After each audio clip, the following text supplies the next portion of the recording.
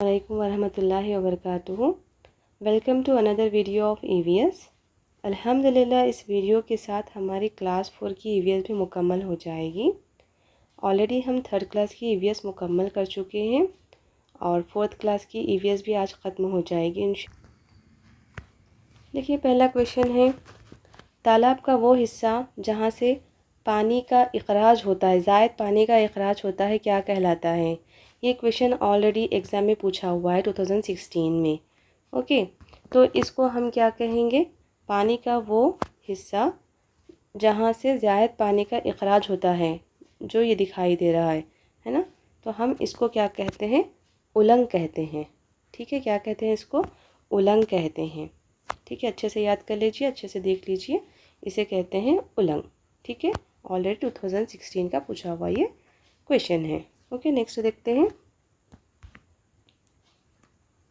Next question है, तालाब के दोनों जानिब वो जगह जहाँ से पानी खेतों के लिए छोड़ा जाता है कहलाता है? क्या कहलाता है? आब रोक दर कहलाता है। क्या कहलाता है? आब रोक दर कहलाता है।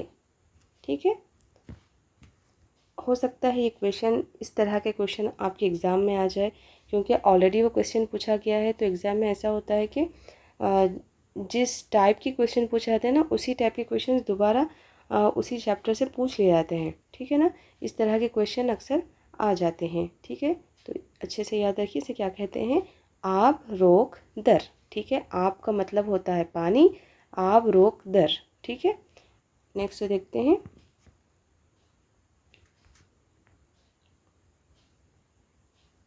नेक्स्ट क्वेश्चन है, रामप्पा तालाब किस ज़िले में वाक़ है? ठीक है, रामप्पा तालाब किस ज़िले में वाक़ है? रामप्पा तालाब ज़िला जयशंकर में वाक़ है। ठीक है, इस तरह के क्वेश्चन भी पूछे जाते हैं। इस लेसन से कंपलसरी क्वेश्चन पूछे जाते हैं। ठीक है, ये ना पहले पुराने बुक्स में इसका नाम अलग है, फिर उसके बाद अपने पास 31 जब अपने पास अज़ला बन गए तो फिर इसका नाम क्या हो गया? जयाशंकर हो गया। ओके, वरना पहले शायद वरंगल या कुछ था, मुझे भूल गई मैं, लेकिन बट यहाँ पर कुछ और नाम था। अगर कोई पुराने बुक्स में प्रिपरेशन कर रहे हैं तो इसकी तस्हीह कर लीजिए कि यहाँ पर क्या आएगा? ज़िला जयशंकर। ओके, नेक्स्ट देखिए क्वेश्चन क्या है, पांगुल तालाब किस ज़िले में है? ओके, पांगुल तालाब किस ज़िले में है? पांगुल तालाब ज़िला नलगुंडे में है। ओके, पांगुल तालाब ज़िला नलगुंडे में है। अच्छे से याद रखिए, ये लेसन से हमेशा क्वेश्चन पूछे जाते हैं। ओके, नेक्स्ट देखते हैं। नेक्स्ट क्वेश्चन है, औदिया समंदरम। ओके, औदिया समंदरम किस तालाब को कहा जाता है? ये भी टेट का प्रीवियस क्वेश्चन है, मे बी ये 2016 या 17 का है। औदिया समंदरम किस तालाब को कहा जाता है? किसे कहा जाता है? औदिया समंदरम पांगुल तालाब को कहा जाता है। ओके, किसे कहा जाता है? पांगुल तालाब को कहा जाता है। ठीक है, नेक्स्ट क्वेश्चन, पांगुल तालाब को किस राजा ने, ओके, किस राजा ने तामीर किया? किसने तामीर किया? काकतिया के राजा रुद्रदेव। ओके, स्पेलिंग गलत हो गई यहाँ पे, क्या आना चाहिए यहाँ पे? रुद्रदेव ने, रुद्रदेव ने इसे तामीर करवाया। ठीक है, कौन सा राजा ने? काकतिया राजा के रुद्रदेव ने इस तालाब को तामीर करवाया है। ओके, नेक्स्ट देखते हैं। नेक्स्ट क्वेश्चन है, हुसैन सागर को किसने तामीर करवाया? हुसैन सागर को किसने तामीर करवाया? कुतुब शाही हुक्मरां हुसैन शाह वली। ठीक है, किसने तामीर करवाया? कुतुब शाही हुक्मरां हुसैन शाह वली ने इसे तामीर करवाया। और इसको कब तामीर करवाया? 1562 में तामीर करवाया। ओके, कब तामीर करवाया? 1562 में तामीर करवाया। नेक्स्ट क्वेश्चन देखिए, उस्मान सागर तालाब किस नदी पर बनाया गया है? उस्मान सागर तालाब किस नदी पर बनाया गया है? आंसर क्या है? यहाँ पर देखिए मूसा नदी। ओके, ये भी इम्पॉर्टेंट क्वेश्चन बन जाता है, यहाँ से भी क्वेश्चंस बनने के चांसेस है। ओके, उस्मान सागर तालाब किस नदी पर बनाया गया है? मूसा नदी पर बनाया गया है। ओके, उस्मान सागर मूसा नदी। ठीक है, नेक्स्ट देखिए, किस शहर को झीलों का शहर कहा जाता है? ठीक है, ये भी ऑलरेडी पूछा हुआ क्वेश्चन है टेट में। किस शहर को झीलों का शहर कहा जाता है? रियासत राजस्थान के शहर उदयपुर को। ओके, आंसर में तो शहर उदयपुर ही आएगा, लेकिन बाय चांस अगर क्वेश्चन आ जाए कि उदयपुर या फिर खाली राजस्थान आ गया, किस रियासत में है, वो तो फिर क्या आ जाएगा आंसर? राजस्थान आ जाएगा। अगर शहर तो किसे कहा जाएगा? शहर उदयपुर। ओके, यहाँ पर कुछ और डिटेल्स दी गई है, देखिए। रियासत राजस्थान के शहर उदयपुर को झीलों का शहर, लेक, सिटी ऑफ लेक कहा जाता है। क्या कहते हैं? सिटी ऑफ लेक कहा जाता है। इस शहर के आतराफ कई झीलें वाक़ हैं, इसलिए शहर को ये नाम दिया गया है। पीने के पानी और काश्त के गर्ज से इन झीलों की तामीर ज़माने क़दीम में की गई। उदयपुर की तमाम झीलों में पंचूला झील मशहूर है। देखिए, यहाँ पर भी क्वेश्चन बन जाता है। ठीक है, पंचूला झील, कौन सी झील? पंचूला झील मशहूर है। पंचूला झील, ठीक है, पंचूला, पचूला झील मशहूर है। इस झील की तामीर 1362 में बंजारों ने की। ओके, ये भी पॉइंट इम्पॉर्टेंट है। ठीक है, किसने की? पचूला झील की तामीर, मशहूर झील की तामीर किसने की है? यहाँ पर बंजारों ने की है। ओके, बंजारों ने की है 1362 में। इसके बाद राजा उदय सिंह ने इसे तरक्की दी। शहर उदयपुर के तमाम मोहल्लात झीलों के किनारे पर ही तामीर किए गए हैं। इसमें जगनिवास और सिटी पैलेस अहम हैं। ठीक है, जगनिवास और सिटी पैलेस कहाँ के हैं? मतलब कहाँ के हैं ये महलात उदयपुर राजस्थान के हैं। ठीक है, ये बहुत इंपॉर्टेंट है, इसमें से क्वेश्चंस बनने के चांसेस है, 3 से 4 क्वेश्चंस बन सकते हैं इसमें। इसे अच्छा डिटेल में आप पढ़िए, या तो बुक में से निकाल के पढ़िए या फिर वीडियो को पॉज करके यहाँ पर अच्छे से पढ़ लीजिए। ओके, नेक्स्ट देखते हैं। नेक्स्ट क्वेश्चन है, ऑर्डिनरी बस को क्या कहा जाता है? ओके, ऑर्डिनरी बस जो गाँव में चलाई जाती है, वो ग्रीन कलर की होती है ना, उसको क्या बोलते हैं? ऑर्डिनरी बस। ऑर्डिनरी बस को हम क्या कहते हैं? पल्ले वेलुगु कहते हैं। ओके, ये शायद इसका तेलुगु नेम है, तो इसे हम क्या कहते हैं? ऑर्डिनरी बस को पल्ले वेलुगु कहते हैं। ओके, नेक्स्ट क्वेश्चन है, वनिता कार्ड और नोया कैट कार्ड रखने वालों को बस में कितने फ़ीसद रियायत दी जाती है? कितने फ़ीसद रियायत दी जाती है? ठीक है, यहाँ पर ये 2 कार्ड्स है, वनीता कार्ड और नोया कैट कार्ड। ये 2 कार्ड है। अगर ये कार्ड अगर किसी के पास होता है तो इन्हें 10% यहाँ पर क्या दिया जाता है? 10% डिस्काउंट दिया जाता है। टिकट पर 10% डिस्काउंट दिया जाता है। ओके, नेक्स्ट देखते हैं।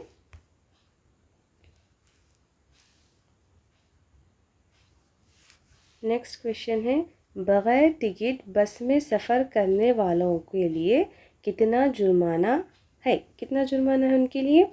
बग़ैर टिकट सफ़र में बस में सफ़र करने के लिए 500 रुपये और 6 माह की क़ैद। ठीक है, कितना है? 500 रुपये जुर्माना है प्लस 6 महीने की क़ैद है। ओके, ये सारे के सारे चीज़ें बुक्स के पॉइंट है। ओके, ना तो मैं बुक्स के पॉइंट के अलावा कुछ ऐड कर रही हूँ, ना तो बुक्स के एक पॉइंट छोड़ रही हूँ। ओके, इसीलिए आपको एक भी पॉइंट मिस नहीं करना है। ये दिखने में जनरल दिखते हैं, लेकिन ऐसे ही क्वेश्चंस ईवीएस में आ जाते हैं। मैं आपको साथ ही साथ बताते चल रही हूँ कौन से क्वेश्चंस 2016 और 17 में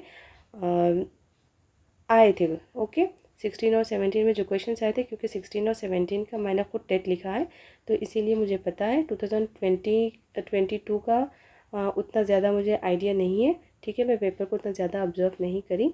ठीक है, लेकिन 16 और 17 के हिसाब से ना ये बहुत इंपॉर्टेंट क्वेश्चन है। और 22 का भी मैंने पेपर देखा है।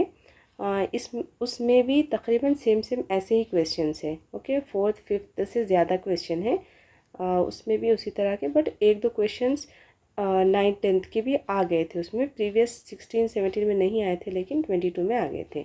और ऐसे ही छोटे छोटे क्वेश्चंस आ जाते हैं 4th और 5th में से। ऐसे ही छोटे छोटे क्वेश्चंस निकाल के क्वेश्चन पेपर में डाल देते हैं। इसीलिए एक भी क्वेश्चन को मिस नहीं करना है, अच्छे से पढ़ना है। एक दो बार रिपीट करके अच्छे से आप रिवाइज कर लें। ओके, इसी में से आपके क्वेश्चन आने के चांसेस है। ओके, मेरे हिसाब से। ओके, नेक्स्ट देखते हैं। कौमी यकजहती का नमूना, कौमी यकजहती का नमूना कौन सी सवारी है? ओके, कौमी यकजहती का नमूना कौन सी सवारी है? रेल।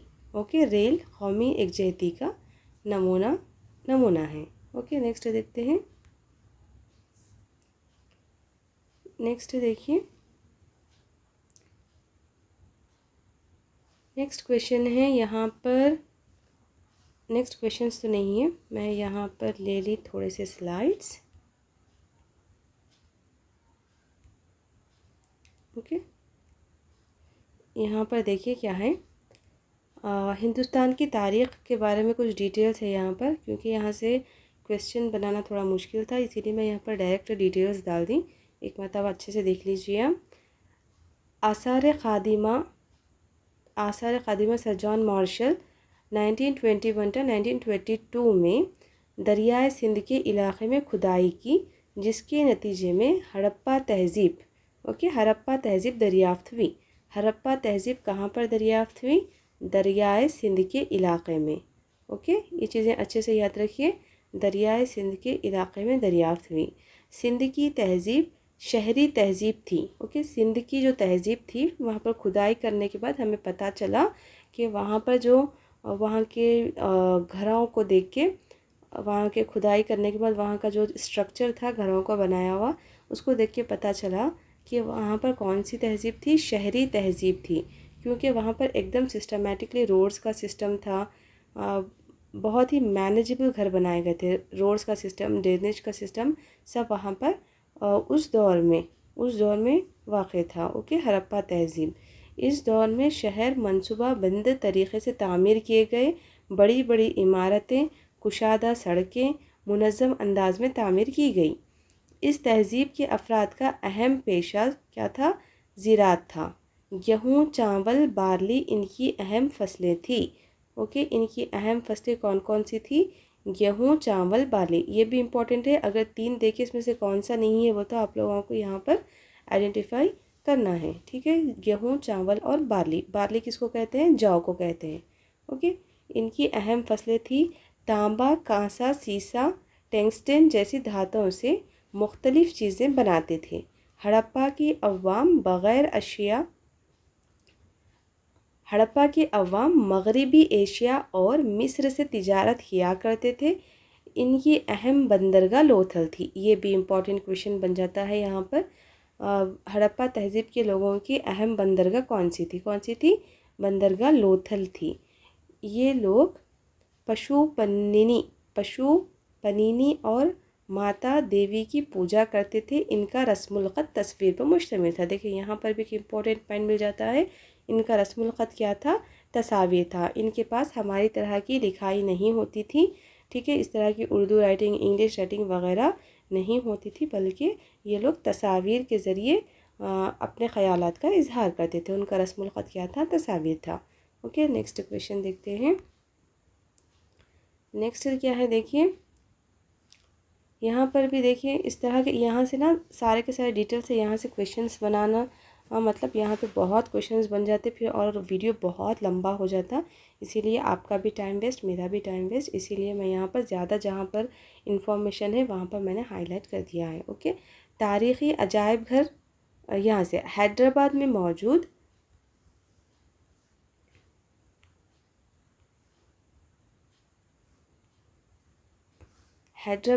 मौजूद सालार जंग म्यूज़ियम इसकी मिसाल है। ठीक है, अजायब घर, तारीख़ी अजायब घर मीन्स म्यूज़ियम। हैदराबाद में जो सालार जंग म्यूज़ियम है एक तारीख़ी एक मिसाल है। इस तरह की तहज़ीब से वाक़िफ़ियत हासिल करने के लिए, इस तरह क़बाइली तहज़ीब से वाक़िफ़ियत हासिल करने के लिए श्री सल्लम में क़बाइली अजायब घर मौजूद है। ठीक है, हैदराबाद में सालार जंग म्यूज़ियम है, सभी को पता है। ओके, लेकिन श्री सल्लम में क़बाइली अजायब घर, ओके, ट्राइबल अजायब घर, ट्राइबल्स होते हैं ना, ट्राइब्स, कबीले, उनके बारे में ज़्यादा डिटेल्स वहाँ पर जमा की गई है। ठीक है, वहाँ पर श्री सल्लम में क़बाइली अजायब घर मौजूद है। इस तरह हमारी तहज़ीब, रहन सहन, पेश बहा विरसे से वाक़िफ़ियत के लिए ये अजायब घर का कारआमद साबित होते हैं। हम किताबा और मखतूतात मैनस्क्रिप्ट के ज़रिए भी तारीख़ी मालूमात हासिल कर सकते हैं। तो म्यूज़ियम का असल मकसद बनाने का क्या होता है कि वहाँ पर हमारी जो तारीख़ का रहन सहन था, उनके कपड़े कैसे थे, उनकी चीज़ें कैसी थी, उनके हथियार कैसे थे, ये सारी की सारी जो भी एंटिक पीसेस होते हैं वो वहाँ पर रखे जाते हैं। ठीक है, ताकि हम अपने तारीख़ के बारे में मालूमात हासिल कर सकें। इसी तरह से यहाँ पर देखिए इम्पोर्टेंट क्वेश्चन क्या है यहाँ पर, क़बाइली अजायब घर कहाँ पर वाक़ हैं। तो क़बाइली अजायब घर कहाँ पर वाक़ हैं, श्री सल्लम में वाक़ हैं। ओके, नेक्स्ट देखते हैं। नेक्स्ट देखिए क्या है, यहाँ पर तारीख़ी इमारतों के बारे में दिया गया है। फ़र्स्ट हम लोग देख लिए सालार जंग म्यूज़ियम और देखिए श्री सल्लम का क़बाइली अजायब घर। इसके बाद है सोमनाथ मंदिर। ओके, यहाँ से भी क्वेश्चंस आते हैं।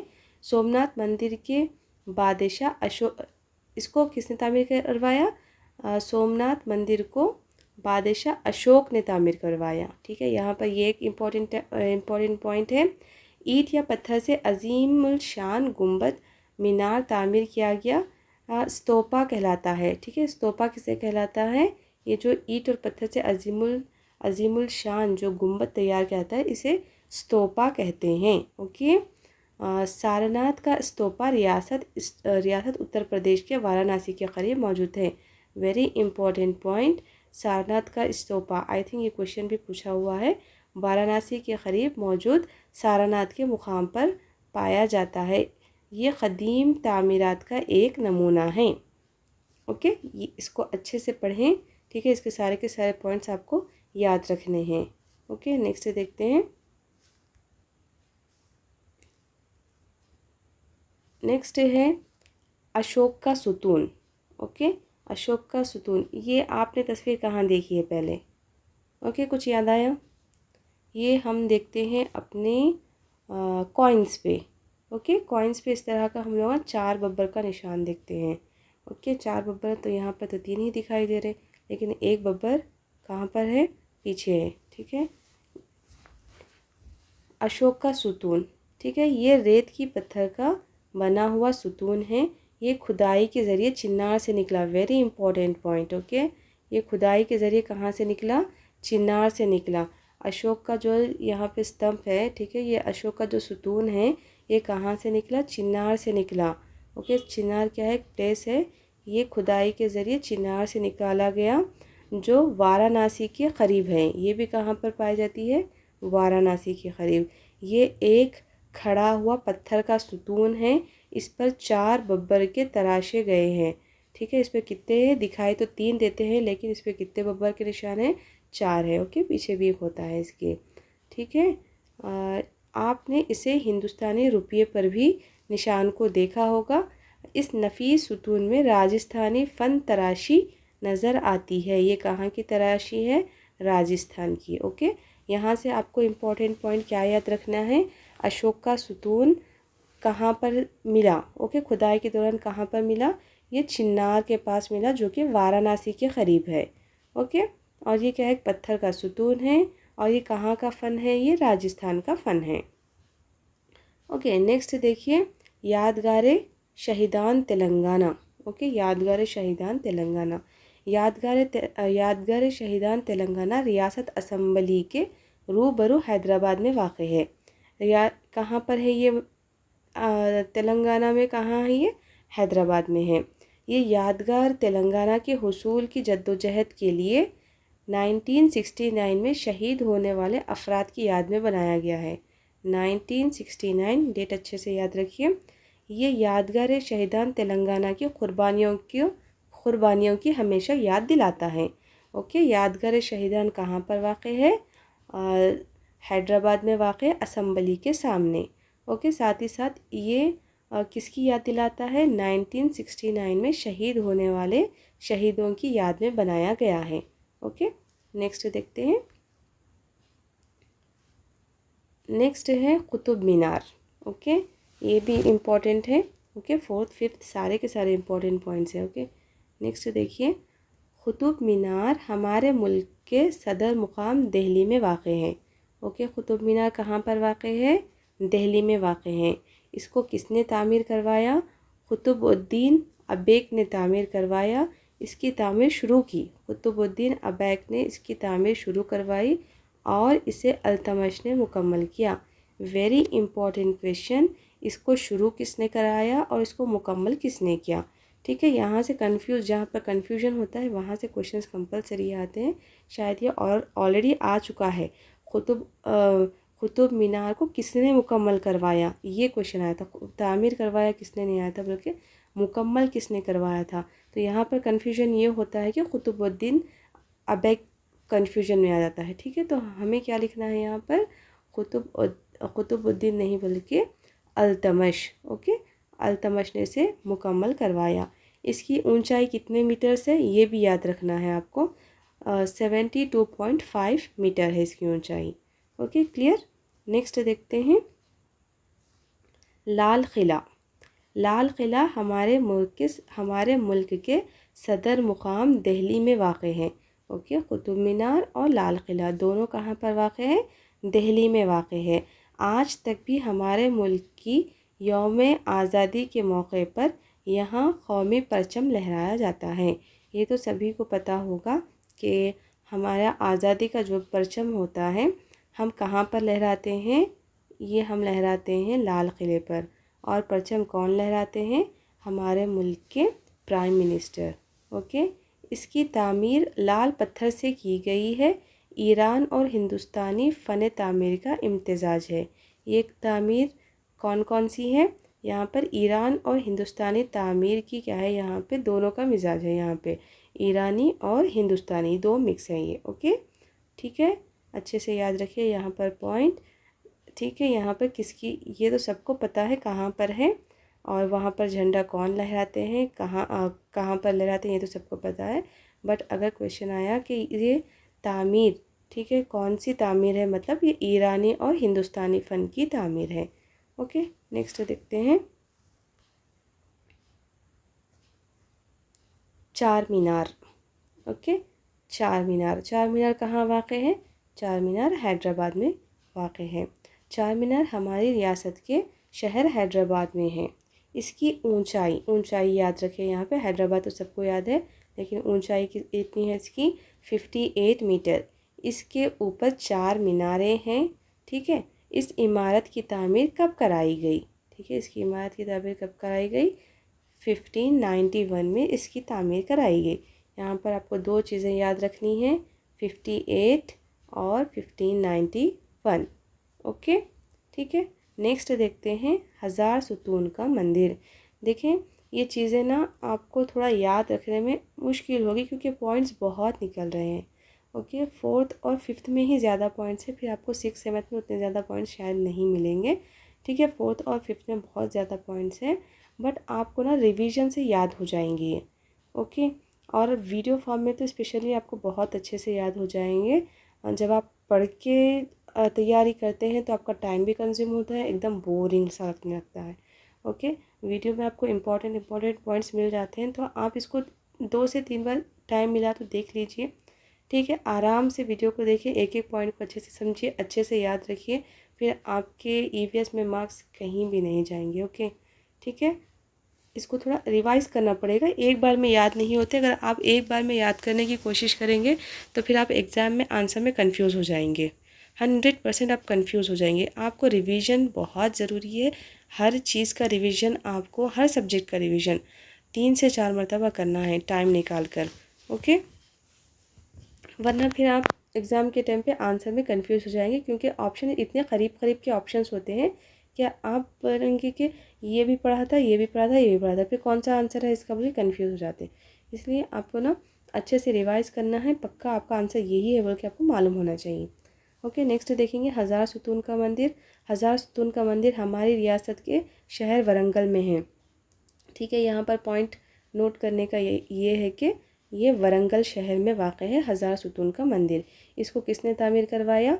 काकतीय राजाओं ने। ओके, कहाँ पर है, किसने तामीर करवाया, कब तामीर करवाया, ये आप लोगों को हर इमारत के बारे में याद रखना ज़रूरी है। ठीक है, इसमें शिवा का मंदिर है और ख़ूबसूरत मूर्तियाँ हैं। ओके, इस मंदिर में कौन सा इसमें शिवा का मंदिर है और ख़ूबसूरत मूर्तियाँ हैं। ठीक है, ये एक इमारत है हज़ार सुतून का मंदिर जिसमें शिवा का मंदिर है और ख़ूबसूरत मूर्तियाँ हैं। ठीक है, इसको भी अच्छे से याद रख लें। ओके, क्योंकि ऑलरेडी चार मीनार से रिलेटेड क्वेश्चन आ चुका है, कुतुब मीनार से भी आई थिंक आ चुका है, तो यहाँ से भी आपके क्वेश्चन बनने के चांसेस बन जाते हैं। ओके, नेक्स्ट देखते हैं। नेक्स्ट है यहाँ पे कुछ अब तक हम लोगों ने इमारतों के बारे में देख लिया, तारीख़ी इमारतों के बारे में। अब देखेंगे कुछ तारीख़ी पर्सन्स के बारे में। ओके, यहाँ से क्वेश्चंस भी आते हैं, पक्का यहाँ से एक तो क्वेश्चंस आ ही जाता है। ठीक है, एक क्वेश्चन तो पक्का आता है यहाँ से। ठीक है, देखें यहाँ पे हिंदुस्तानी तारीख़ के बास मखसूस शख्सियात। ओके, तो यहाँ पर देखिए क्या है क्वेश्चन, अशोक। ठीक है, एक अशोक क्या था, मशहूर राजा था हिंदुस्तान का। तो इसके बारे में हम देखते हैं। राजा अशोक मौर्य सल्तनत का बानी चंद्रगुप्त का पोता था। तो यहाँ पर आपका वेरी इंपॉर्टेंट क्वेश्चन क्या बनता है, यहाँ पर अशोक से ज़्यादा इम्पोर्टेंट कौन है, यहाँ पर मौर्य सल्तनत का बानी कौन था। ओके, चंद्रगुप्त कौन था, चंद्रगुप्त। मौर्य सल्तनत का बानी चंद्रगुप्त था। ओके, वेरी इंपॉर्टेंट, क्योंकि यहाँ पर देखिए चंद्रगुप्त भी है, फिर एक मतलब पर चंद्रगुप्त मौर्य भी आता है, ऐसे कुछ आते रहते हैं, लेकिन आप इसको अच्छे से याद रखें कि यहाँ पर चंद्रगुप्त, सिर्फ चंद्रगुप्त। ओके, फिर गुप्ता भी आता, कुछ कन्फ्यूजिंग आपको कंफ्यूज करने के लिए अलग से ऑप्शन डाल दिए जाते हैं, तो आपको अच्छे से याद रखना है कि वो कौन था, चंद्रगुप्त था। ठीक है, अशोक एक अजीम हुक्मरान था। इसने मशहूर जंग कलिंगा के बाद बेचैन होकर बुद्ध मत मज़हब इख्तियार किया। ठीक है, ये भी पॉइंट बहुत इम्पॉर्टेंट है। कौन सी जंग, जंगे कलिंगा। ओके, जंगे कलिंगा वेरी इंपॉर्टेंट है। देखिए, इसमें बहुत ज़्यादा खून खराबा हुआ था। जब अशोक ने जंग की थी तो बहुत ज़्यादा खून खराबा हुआ, तो वो खून खराबे को देख के वो बेचैन हो गया था। बेचैन होके फिर वो सोचा कि क्या ये खून खराबा करके जीतना अच्छा है, वैसा कुछ ज़्यादा सोचा, और सोच के फिर उसके बाद उसने बुद्धमत मज़हब इख्तियार कर लिया। ठीक है, उसके बाद अमन पसंद बन गया। पहले तो बहुत ज़्यादा लोगों को कत्ल करना, जंगे करना था इसका काम, लेकिन बाद में जंगे कलिंगा के बाद उसने बुद्धमत मज़हब इख्तियार करके अमन पसंद बन गया। ओके, अदम तशद्दुद का रास्ता इख्तियार करके इख्तियार करके बुद्धमत की तबलीग करके इसके लिए कोशिश की। हमारे कौमी परचम के दरमियान मौजूद जो धर्म चक्कर होता है, ओके, हमारे परचम के दरमियान मौजूद धर्म चक्रा अशोक के सारनाथ स्तूपा से ही हासिल किया गया है। ठीक है, ये जो धर्म चक्कर होता है, हमारे झंडे के अंदर जो धर्म चक्कर होता है ना इस तरह का, ठीक है, तो ये कहाँ से लिया गया है, धर्म चक्कर अशोक के सारनाथ स्तूपा से लिया गया है। ठीक है, अशोक के सारनाथ के स्तूपा से लिया गया है। ठीक है, ये बहुत इम्पॉर्टेंट है, आप इसको अच्छे से पढ़ लें। ओके, फिर एक मरतबा देखेंगे इसको। ठीक है, ये बहुत इम्पॉर्टेंट है। यहाँ पर देखिए, इसको मौर्य सल्तनत को क़ायम करने वाला चंद्रगुप्त था। ठीक है, इसके बाद यहाँ पर इम्पोर्टेंट पॉइंट है कि ये जंग कलिंगा के बाद अमन पसंद हो गया और कौन सा मज़हब इख्तियार करा, बुद्धमत मज़हब इख्तियार करा, क्योंकि उस वक्त बुद्धमत मज़हब इन लोगों के पास अमन पसंद का मज़हब था, तो वो इख्तियार कर लिया उसने। उसके बाद उसकी तबलीग करा। ठीक है, यहाँ पर 2 पॉइंट इम्पोर्टेंट हो गए। इसके बाद हमारे जो तिरंगे में हमारे परचम के दरमियान में जो धर्म चक्र होता है वो कहाँ से लिया गया है? अशोक के सारनाथ स्तूपा से लिया गया है। ओके, नेक्स्ट देखते हैं चंद्रगुप्त विक्रमादित्य। ठीक है, चंद्रगुप्त विक्रम आदित्य। ठीक है, 1320 क़ब्ल मसीह में श्री गुप्त ने गुप्त सल्तनत को क़ायम किया। ओके, ये भी वेरी इंपॉर्टेंट। श्री गुप्त ने गुप्त सल्तनत को क़ायम किया। ये क्या थी सल्तनत? मौर्य सल्तनत थी। ठीक है, यहाँ वो चंद्रगुप्त था, ये श्री गुप्त है। ठीक है, यहाँ पर कंफ्यूज हुआ था, ये पॉइंट बेहद इंपॉर्टेंट है और ये ऑलरेडी पूछा हुआ क्वेश्चन है। ठीक है, अच्छे से याद रखें इस चीज़ को, बहुत कंफ्यूज करने वाले क्वेश्चन है ये दोनों। ठीक है, हम इसमें से इसमें चल जाते, इसमें से इसमें चल जाते। ठीक है, ये 2 पॉइंट को आप लिख के रख लें, अच्छे से याद करें। ठीक है, श्री गुप्त ने गुप्त सल्तनत का क़याम किया। ठीक है, इसकी सल्तनत मशहूर बादशाह चंद्रगुप्त विक्रमादित्य था। ठीक है, इनकी सल्तनत मशहूर बादशाह चंद्रगुप्त विक्रमादित्य था। इसके दरबार में मशहूर 9 शायर 9 रत्न मौजूद थे। वेरी इम्पॉर्टेंट, इसके सल्तनत मशहूर बादशाह चंद्रगुप्त। ठीक है, चंद्रगुप्त ये चंद्रगुप्त विक्रमादित्य था। ये अलग है, वो अलग है। ओके, चंद्रगुप्त विक्रमादित्य था। इसके दरबार में मशहूर 9 रत्न क्या थे? यहाँ पर इसके पास शायर थे जिसे 9 रत्न मौजूद थे। ठीक है, शायर थे जिसे हम क्या कहते थे? 9 रत्न कहते थे।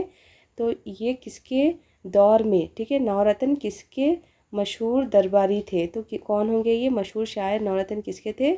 चंद्रगुप्त विक्रमादित्य। ठीक है, यहाँ पर गुप्त गुप्त गुप्त बहुत कंफ्यूज करेंगे। आप इस पेज को सेव करके रख लें, स्क्रीनशॉट लेके इसे अच्छे से पढ़ें फिर से। ओके, ठीक है, इनमें कालिदास ज़्यादा मशहूर था। ओके, कालिदास इनमें मशहूर था। कालिदास कौन था? 9 रत्न में से एक था। ओके, जो दरबार के मशहूर 9 रत्न थे शायर, उसमें से एक कौन था? कालिदास। कालिदास क्या था? शायर था। कहाँ का शायर था? विक्रमादित्य चंद्रगुप्त विक्रमादित्य के दरबार का शायर था। 9 रत्न में से एक था। दुनिया में मशहूर एलोरा के गार भी इन्हीं ज़माने में तामीर किए गए। ये भी क्वेश्चन यहाँ से आ सकता है कि दुनिया में मशहूर एलोरा के गार कब किसके ज़माने में तैयार किए गए। ओके, इस तरह के क्वेश्चन ऑलरेडी पूछा गया। ये क्वेश्चन नहीं, बल्कि मैं आगे बताऊंगी, आपको मिलेगा वो क्वेश्चन। तो किसके ज़माने में क्या काम हुआ था, किसके ज़माने में कौन सा बादशाह था, इस तरह के क्वेश्चन आते हैं। ठीक है, इस गार को किसने तामीर करवाया, कब तामीर करवाया था? इन्हीं के ज़माने में ये तैयार हुई थी। इनके ज़माने में फ़न संग तराशी और मुसव्विरी मशहूर फ़न था। ओके, ठीक है, इसको आप, ठीक है, मैं क्लियर कर देती हूँ, आप स्क्रीनशॉट ले लें, लेने के से अच्छे से पढ़ें। इससे 2 से 3, यहाँ से 2-3 और यहाँ से 2-3 क्वेश्चंस निकल जाते हैं। ठीक है, अच्छे से पढ़ें क्योंकि ये पेज बहुत कंफ्यूज करने वाला है। ओके, ठीक है, इसका स्क्रीनशॉट ले लें आप लोग। ठीक है, अब नेक्स्ट बढ़ते हैं आगे।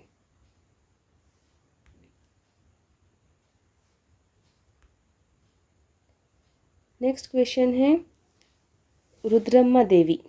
ओके, इस सल्तनत में राजा गणपति देवा और इसकी बेटी रुद्रम्मा देवी का काकतीय ख़ानदान के मशहूर हुक्मरान गुजरे हैं।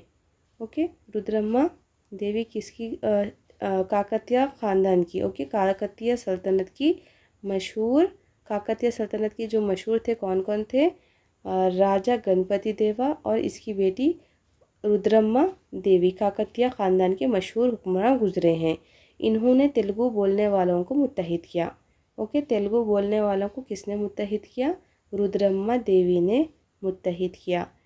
इन्हीं के ज़माने में वरंगल का किला, 1000 सुतून का मंदिर, रामप्पा मंदिर और रामप्पा पाकलिया तालाबों की तामीर हुई। ओके, क्या है ये? हाँ, पाकलिया। ओके, अच्छे से समझ में आ गया ना ये? रुद्रम्मा देवी कौन से ख़ानदान से थी ये थी कौन से सल्तनत से थी? ये थी इस सल्तनत में राजा गणपति काकतीय सल्तनत की थी। ओके, काकतीय सल्तनत की थी। इस सल्तनत में राजा गणपति देवा और इसकी बेटी रुद्रम्मा देवी का काकतीय ख़ानदान के मशहूर हुक्मरान थे। ठीक है, यहाँ पर एक और क्वेश्चन क्या बनता है, रुद्रम्मा देवी के क्या बोलते हैं वालिद का नाम क्या था, राजा गणपति था। ओके, अगर राजा गणपति की बेटी का नाम क्या था, रुद्रमा देवी था। इन दोनों का ताल्लुक़ कौन सी सल्तनत से था, काकतीय सल्तनत से था। ओके, तेलुगु ज़बान बोलने वालों को किसने मुत्तहिद किया, रुद्रम्मा देवी और गणपति देवा ने। ओके, इन्हीं के ज़माने में वरंगल का क़िला, किसके ज़माने में वरंगल का क़िला, हज़ार सुतून का मंदिर, ये मंदिरें तामीर कराई गई और पाकलिया तालाबों का तामीर किया गया। ठीक है, ये रुद्रम्मा देवी के ज़माने में किया गया। ठीक है, ये भी बहुत इंपॉर्टेंट है, अच्छे से याद रखिए। इसका भी आप स्क्रीनशॉट ले लें या फिर 4th क्लास की बुक के लास्ट चैप्टर में अगर आपके पास बुक्स है तो आप इसे फिर से रिवाइज कर ले सकते हैं। ओके, नेक्स्ट देखिए, सल्तनत विजयनगर के राजा। ठीक है, सल्तनत विजयनगर के राजाओं में श्री कृष्ण देवराय मशहूर राजा गुजरे हैं। ठीक है, ये कौन है, श्री कृष्ण देवराय। तो सल्तनत विजयनगर में सबसे मशहूर राजा कौन थे, कृष्ण देवराय। इसने 1559 से लेकर 1529 तक हुकूमत की। ओके, 1509 से यानी कितने साल, 20 साल की हुकूमत की इसने। इसके दरबार में 8 मशहूर शायर थे। Okay, very important question. ठीक है, 8 मशहूर शायर किसके ज़माने में थे, कृष्ण देवराय के। ठीक है, 10 मशहूर 9 मशहूर शायर किसके उसमें थे। ठीक है, वो किसके ज़माने में थे, पिछले अपन पढ़ चुके हैं। ठीक है, ये लोगों के ना बहुत इंपॉर्टेंट क्वेश्चंस निकलते हैं यहाँ से, आप लोग अच्छे से पढ़िए। यहाँ पर जिनको अष्टदिग्गजा कहा जाता, क्या कहा जाता है इनको, अष्टदिग्गजा। वो उन लोगों को 9 को क्या कहा जाता था, नवरत्न। इनको अष्टदिग्गजा, अष्टा के माने होते हैं 8 के। ओके, ये ख़ुद भी क्या था, एक शायर था। इसने अमुक्ता मालिदा नामी किताब की तसनीफ़ की। ठीक है, अमुक्ता मालिदा किताब किसने लिखी, ये किताब राजा श्री कृष्ण देवराय ने लिखी है। ओके, और ये इन लोगों में से एक था जिन्होंने कहा था कि मुल्क के तमाम ज़बानों में तेलुगु बेहतरीन ज़बान है। ठीक है, मुल्क के ज़बानों में तेलुगु बेहतरीन ज़बान है, किसने कहा था, श्री कृष्ण देवराय ने। अष्टादिगास के नाम और इनके तसानिफ़ात के नाम तलाश कीजिए। ओके, नेक्स्ट देखते हैं, छोड़ दिए। ठीक है,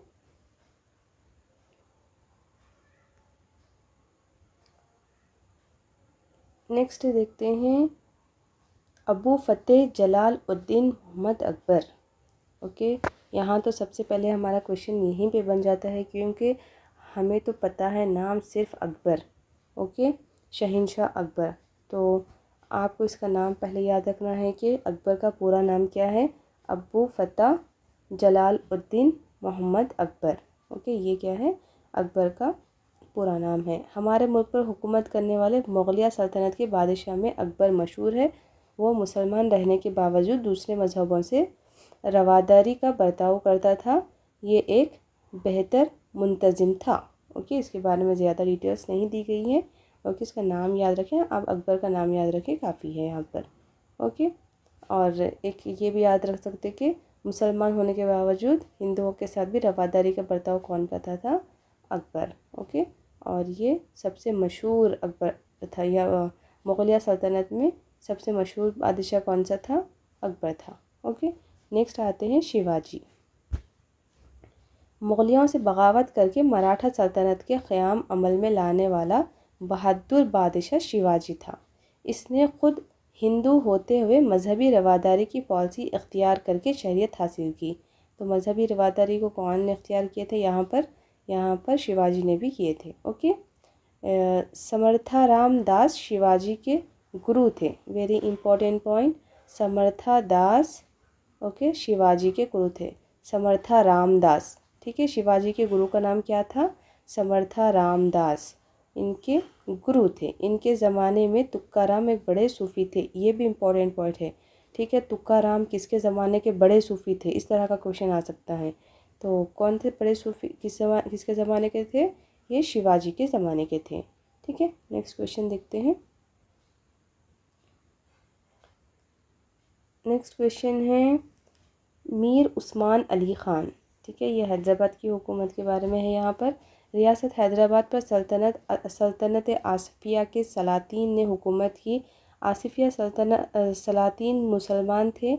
इनकी ज़बान दक्कनी उर्दू थी। कौन सी थी इनकी ज़बान? दक्कनी उर्दू, ठीक है। ये पॉइंट याद रखिए। आसिफ़िया सलातीन की ज़बान कौन सी थी?